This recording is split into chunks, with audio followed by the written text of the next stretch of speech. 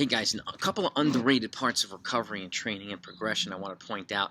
I point this stuff out a lot in my training videos. I fully detail stuff and I go into greater detail, but I want to give you a couple of good bullet points if you're a coach or an athlete that are important to at least consider and or remember, okay? By the way, if you want 300 plus videos for free of fully detailed training, make sure you subscribe to my channel, Top of the Line Running. Don't leave without doing that, okay? And hit the bell icon if you want to be updated on all future videos. But I've got fully detailed training programs from 2 decades plus experience as a former competitive runner and a coach that you can take advantage of.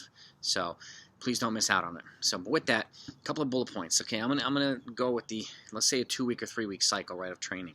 And it's good to have cycles of training for periodization and progression. But let's just say you're taking a day off every other week.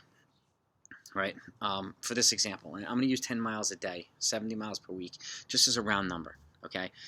And your day off is every other Sunday, okay? So you run 70 one week and then 60 the following week if you want to average 10 miles per day. Now, the reason why I bring this up is because I come across this a lot where somebody will miss a day on the 70-mile week and they feel like they have to add the mileage elsewhere in the week.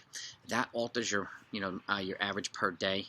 And it could also alter your recovery for the next week. So I would avoid that. If you miss a day, you miss a day. Move on from it and keep going.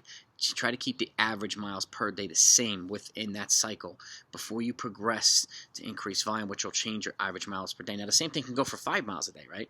35 per week. If you miss a day, it's 30 miles. If you miss a day, on the 35-mile week, don't add to the rest of the week. Okay, it could alter the way you recover and the way you progress. Okay, and it could put you in a position to potentially, get injured. And again, it's not a ton of miles for the 5 miles per day, but it still makes a difference. Okay, there's a reason why coaches like myself breaking things into pieces so that we can monitor progression. Okay, and they can see whether you're ready to increase volume or increase intensity, one or the other. Okay, so it's important to kind of not only keep a diary and stuff like this, but communicate with your coach. Or if you're a coach, make sure your athletes are communicating with you to, I would encourage you, I should say, not telling you what to do, but I would encourage you to, try to stick with the average miles per day within a cycle. And again, missing a day, you miss a day for whatever reason. If you get sick, if you get to work, school, whatever it is, family comes up, life gets in the way. If you get sick, though, if it's a fever, there's no running for 24 hours until the fever goes down. Okay, that's a rule of thumb that at least I follow. If you have a fever, there's no running at all. If you're sick, if you have a head cold, you can scale back the training to about 50%. And if you want to do something acceleratory or hard, you can do some 200-meter efforts. Let's say at 3K pace with a minute recovery. That'll at least keep you going in a workout itself without missing the rhythm that you're already in, going hard once a week or twice a week or whatnot. So you can scale back if you have a sickness, but if you have a fever, there's no running at all.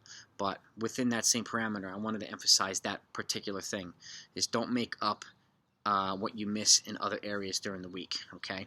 And it's very, very important. I've had people learn the hard way about this, and I don't want you to do the same thing, which is why I'm doing this video today. So hope you found it helpful. If you did, hit the thumbs up. If you want a lot of valuable training content, not only subscribe, but please share this with other coaches and athletes. I want everybody to take advantage of this stuff. You have 300 plus videos for free, from 800-meter training all the way up to the marathon, all different levels, and I don't want you to miss out on it. So have a great week, everybody. Talk to you next time.